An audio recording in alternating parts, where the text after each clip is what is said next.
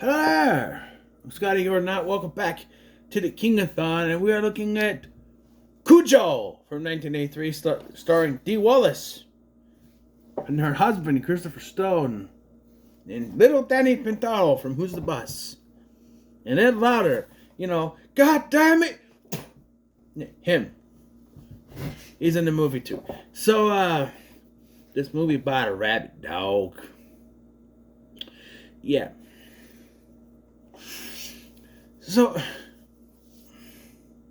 I understand why it's like this, but I find so probably one of the most famous rabbit dog movies besides this one is Old Yeller. That movie, most of the movie is they find Yeller, they get him and everything. It's not till like the third act where he gets bit by the rabid coon and then goes nuts after that. Here, Cujo gets bit right away. Before we even know the dog, before we even met anyone he's connected to, he gets bit right away by a rabbit bat. Is it a rabbit bat or just a bat? The bat just have rabies. That I don't know. But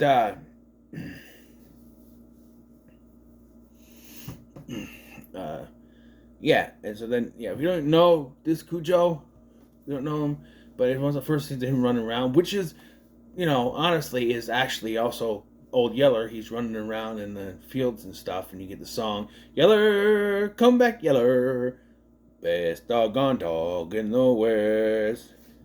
I'll talk about that someday. But anyway, so you got Dee Wallace, everyone's favorite movie mom and horror scream queen. Everyone's like, oh, what's your favorite scream queen? It's gotta be Jamie Lee Curtis. No. It's gotta be Dee Wallace. Should always be the answer. Okay? She's been in a lot of things. The Howling, both with her husband. She's been in E.T. She's been in so much. Let's go ahead and look up all the horror movies Dee Wallace has been in, shall we? So that you'll know her from something. She was on Michael Rosenbaum's Inside of You podcast, and Michael Rosenbaum was talking about how every Tuesday they have a horror marathon. She's like, oh, you must see me a lot. He's like, yeah. Like, she said for this film, half of the footage, half of the shoot for the movie was they're in the car, which that's basically the last act of the movie, but apparently half of the shoot was that compared to the rest, Oh yeah, you got just in the Stepford Wives, The Hills Have Eyes, The Howling, Cujo, Critters, and Critters Attack, The Frighteners. Well, that's right, she is in that. House of the Devil. She's in that too. And The Lords of Salem. Oh yeah, I forgot she's in that. She's a lot of horror movies. Not bad in the eyes either. She don't be my mother, for God's sake. But yeah, here. Stepford Wives, He'll Have Eyes, The Howling, E.T., Cujo, Secret Admirer. That's a comedy, right? Yeah. Critters. It's like Shadow Play. It's a supernatural horror film.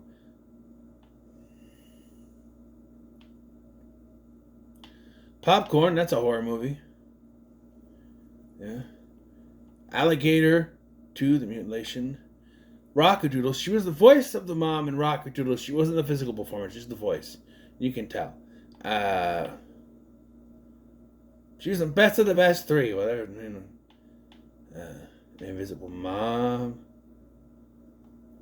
The Frighteners.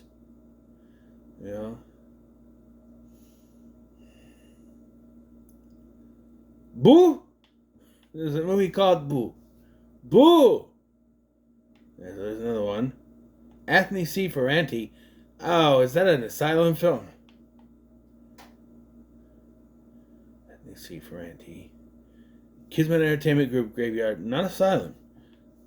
The reason I say that is, she was the remake mom. She was Laurie's remake mom in Halloween. 2007 Red Rob Zombie one. Devil, Hunter El Super Beasto. She like all of Rob Zombie's movies, I think. Maybe not all.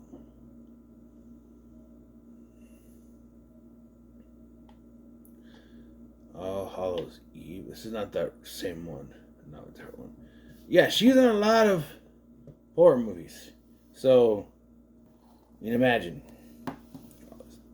So, the movie actually starts with the Cujo running around. He gets bit by the bat. And that's a slow build throughout the film. Like I said, it's...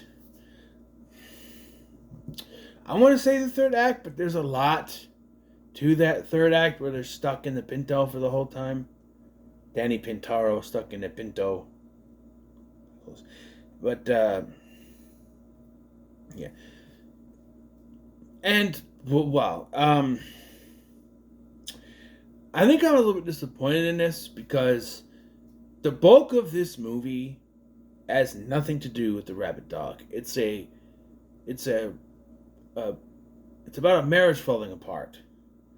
And you see this family, you see Dee Wallace's character, Donna, you see her husband, Vic, and their son, Tad. Here's their kid, Tad. Stephen King has a thing for writing weird names for kids, for characters in general. Like, his kid's name is Tad. One of the characters in the Raft story of Creepshow 2, his name was Deke. It's not a name. But, yeah, yeah, and, they seem like a perfect family. You got this guy, Steve, who fixes stuff for him, and he's not fixing one thing. He's breaking off something. He's banging the wife.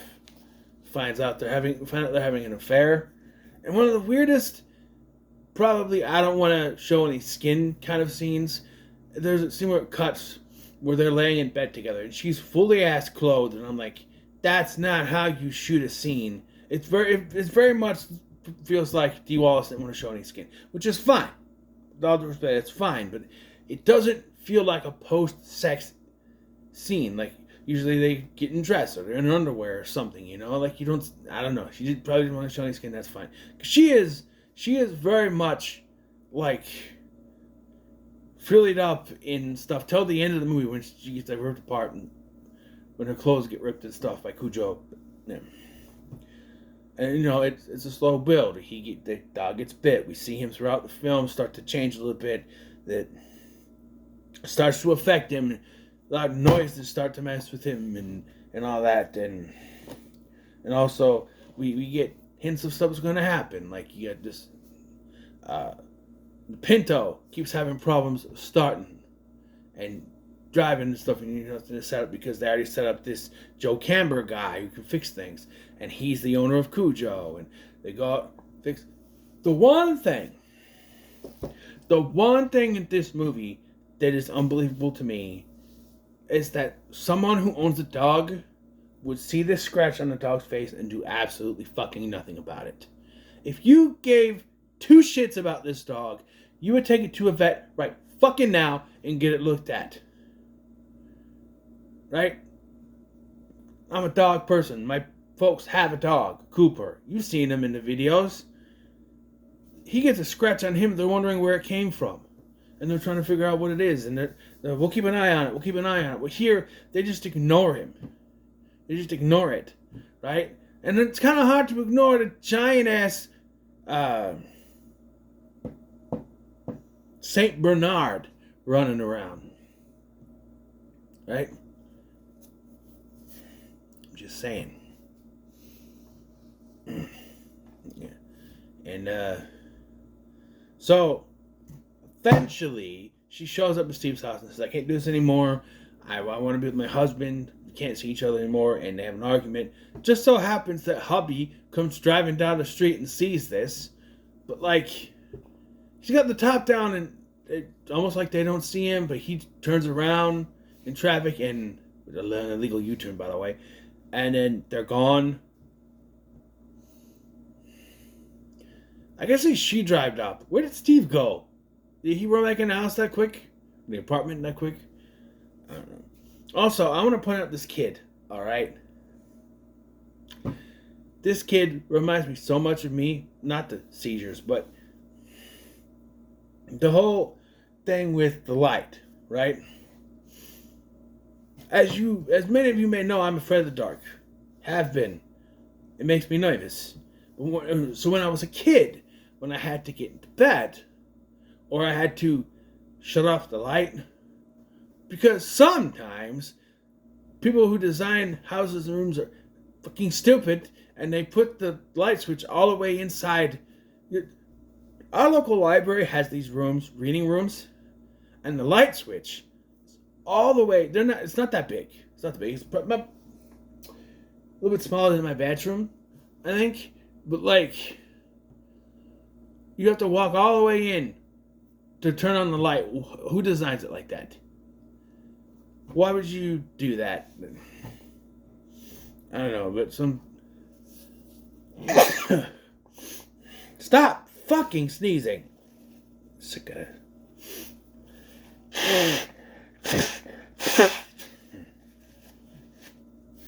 No, I'm allergic to anything, but I sneeze a lot. Anyway.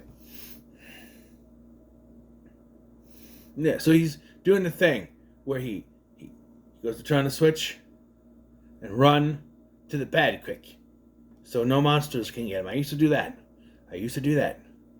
You know? And especially when you grow up with horror movies, you gotta make sure. It was never anything in the closet. It was under the bed because of Chucky. Chucky can get underneath furniture. So it was that. I would never let my feet dangle. Never. Never ever. They couldn't dangle over a chair, over a bed, nothing. It was a thing back then. It was. But yeah. This kid very much reminds me of me. So there's that. So the dad is in charge of this cereal. I thought that what they kept showing on TV was like a Mr. Rogers type character.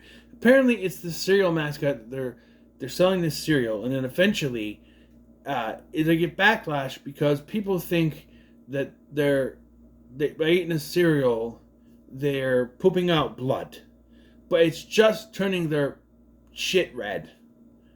But I can see how they would be.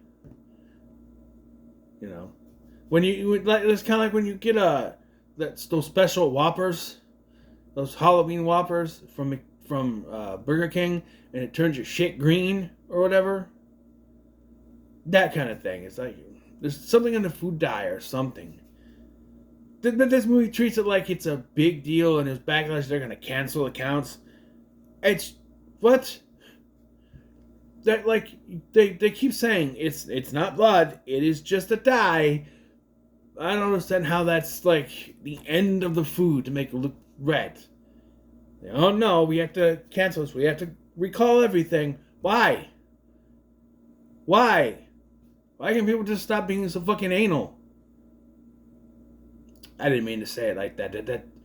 That's no pun intended there. It was that was ironic. That was ironic.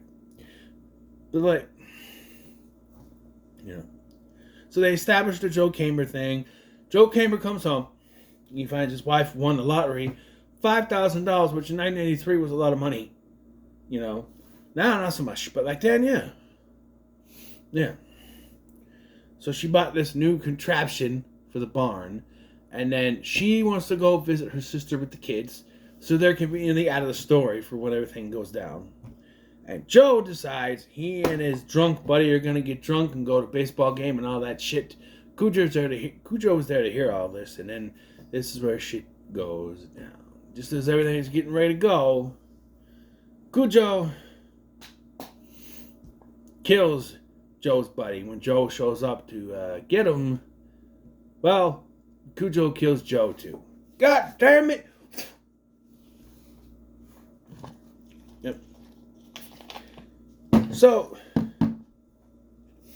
as I'm watching this, I'm like, okay, she's gonna need to fix the car, and they're not gonna be there.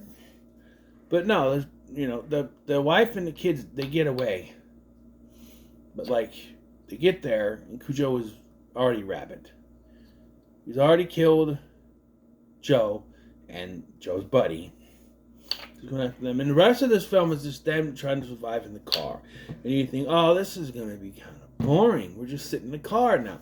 They make the most of these scenes where they're struggling. It gets warm. That they're taking off articles of clothing because it's so hot in there because they can't start the car. They get it to start, but then it just as she's getting going.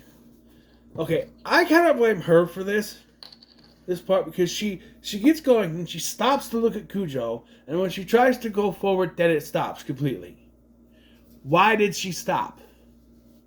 Because it's not that the car stops her. She goes to drive, she pulls up, she stops, she looks at Cujo. And when she goes to go again, it conks out. If she had drove, she would have gotten a little bit further at least.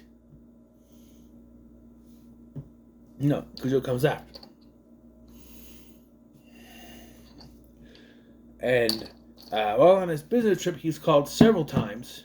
Vic is called several times home to talk to him, and they're not answering. He figures something is wrong, and when he comes back home, well, we do see a scene where Steve shows up, and they're not there, and he's like playing with the knives. Well, it's kind of good, not there. That they're not there, but Vic comes home to find the place torn to pieces. And, yes, he calls the cops, thinking that Steve kidnapped her and the kid.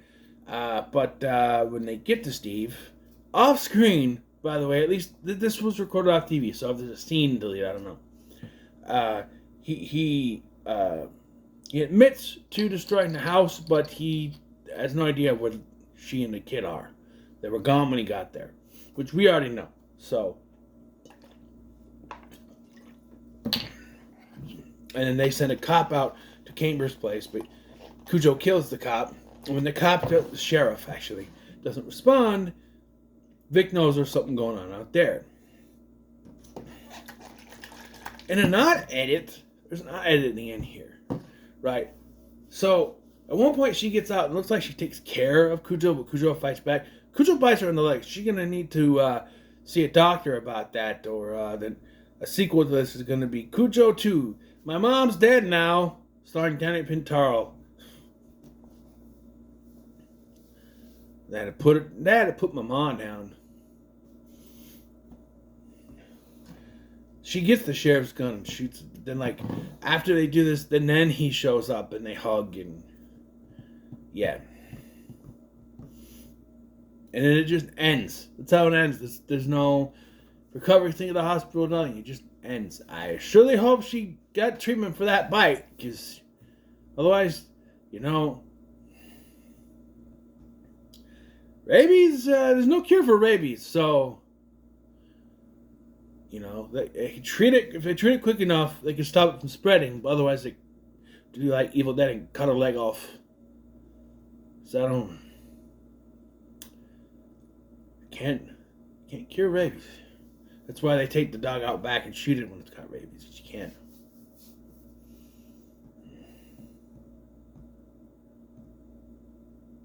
But yeah, that's Cujo. I think a Saint Bernard is the right choice of dog. It's big. It's intimidating. The first time they show it, Dee Wallace is very scared of it because it's just big giant dog. It's just sort of lumbering towards her son. She's like, Tad, honey. And the K-Bird's kid is like, no, it's fine. It's just Cujo. Come here. I don't know. I saw that mark on his nose. Yeah, but wait, she looks at this dog. It doesn't say, hey, I think something bit your dog. You might want to get him checked. Not that it would have amounted to anything because they don't care. Right? They're spending that money to go on vacations and shit. You should spend it on your dog. I'm just saying. But this was good. I'll give it a high middle of the road for sure. It was a first time watch. Never seen it before. Strange enough. But it was, when it comes to a rabbit dog movie, I think I prefer Old Yeller, even though it's not a horror movie. But, so what are your thoughts on Cujo? Don't forget to make sure you like, share, subscribe, and join us tomorrow, where Sub-Zero becomes Plain Zero, as we check out The Running Man. Haha, yeah, yes. Till then, thank you for watching. I'm Scotty, and I'll see you in the next one.